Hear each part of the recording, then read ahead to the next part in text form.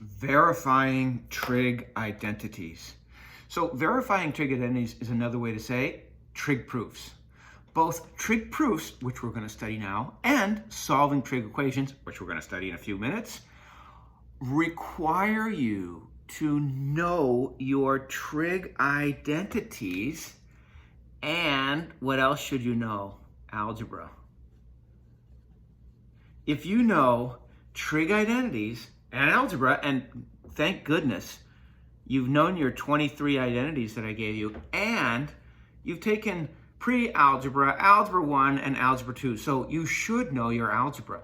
If you know those, then you can rewrite trig expressions either to prove or to solve. So if we're going to get into proving trig identities, let's talk about the difference between an identity and a conditional equation. When you were studying algebra, you did a lot of conditional equations. So conditional equations are true for some values in the domain of the variable, like x plus 2 equals 5, minus 2 from both sides. I know my algebra too. And x equals 3. What's the domain? The domain was all real numbers. We could have put anything in for this variable x, but only one of those real numbers gave us a true statement, x equals 3. So you're very well versed, I would imagine, in the rules of engagement when it comes to solving equations. How about sine x equals 0? Now, here's our variable. It's an angle. We take sine of an angle. I can go to my unit circle and see, well, sine is the y. Here at 1, 0, and here at negative 1, 0, sine is 0. Well, the angle here is 0, and the angle here is pi. If I kept on going, I'd have 2 pi. So we can say x equals 0, pi, 2 pi, etc. But we'd also have to go in the other direction and say x is equal to 0. If I go clockwise, then this angle is negative pi, negative 2 pi, etc., etc., etc. So how can I convey the answers to this equation without listing out every answer? Because if I try to list out every answer, I'll be here for the rest of my life. We say, I'll draw that little picture again, if the answers are here at 0 and pi and then 2 pi, etc., etc., etc., all the way around the unit circle forever, we can say x is equal to 0.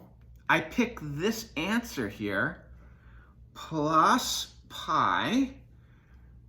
Well, if I add pi to 0, then I'm talking about this answer, n, where n is an element of the integers. Remember that z there is negative 3, negative 2, negative 1, 0, 1, 2, 3, and etc., in both directions. So when I say z, this symbol here means integer. And that's negative 3, negative 2, negative 1, 0, 1, 2, 3, dot, dot, dot in both directions. So if I put in a 0 there, then I get an angle of 0. If I put in a 1, then it gives me an answer of pi. If I put in a 2, it gives me an answer of 2 pi. If I put in a 3, it gives me an answer of 3 pi. If I pick a negative 1, then my answer is negative pi.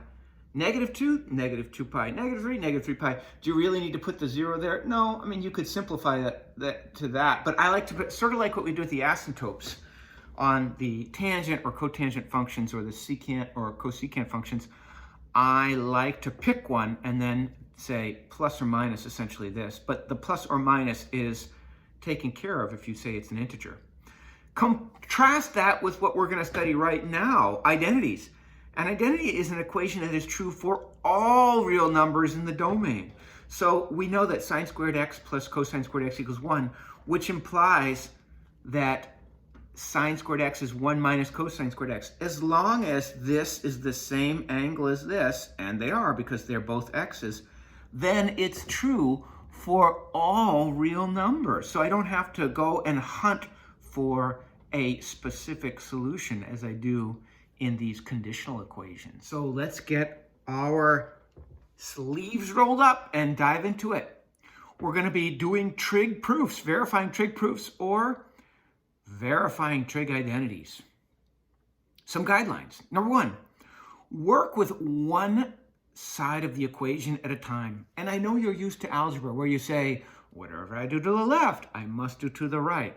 Add 4 to both sides, subtract 4 from both sides, divide both sides by 3, etc., etc., etc.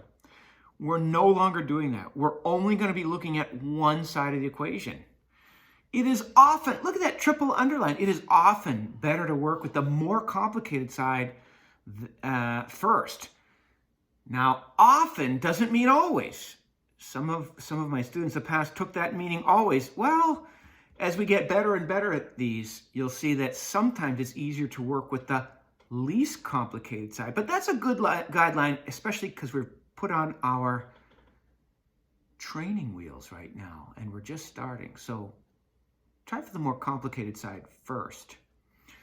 Look for opportunities in number 2. Look for opportunities to factor, add fractions, square a binomial, create a monomial denominator. That means a single denominator, so we can split up a fraction, etc., etc., etc.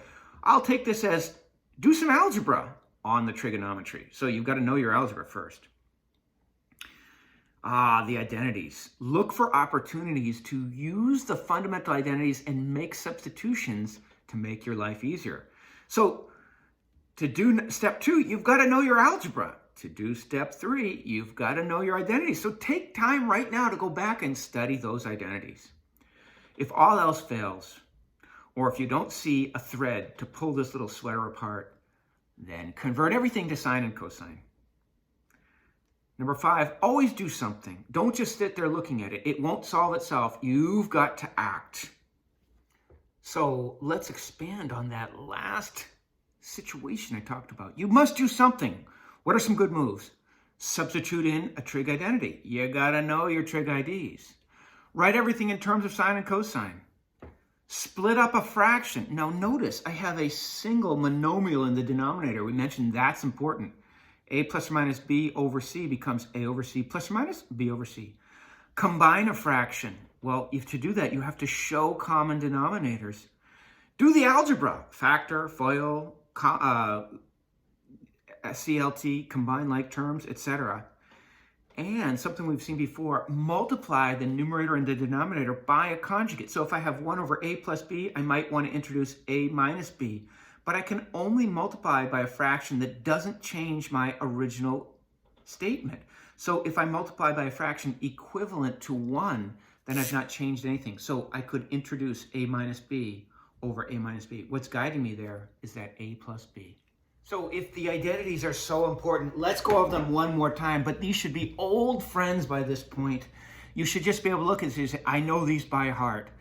Sine theta is 1 over cosecant theta, cosine theta is 1 over secant theta, cosecant theta is 1 over sine theta, secant theta is 1 over cosine theta, tangent theta is 1 over cotangent theta, cotangent theta is 1 over tangent theta. Notice, if I use this angle, it's the same angle that appears in both places. If I used 28 degrees, that would be 28 degrees. By definition, this theta equals that theta. Even odd identities.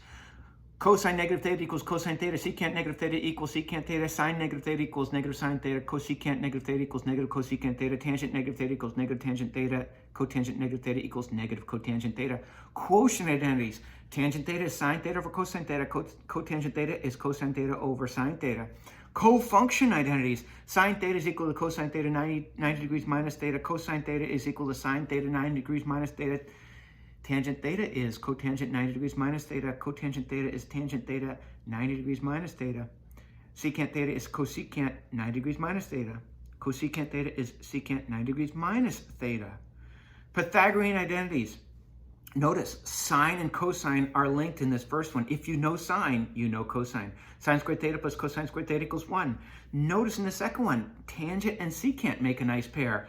Tangent squared theta plus 1 equals secant squared theta. And last but not least, 1 plus cotangent squared theta equals cosecant squared theta. So anytime I have either one of these, I'm trying to pair cosecant with cotangent, secant with tangent, and cosine with sine.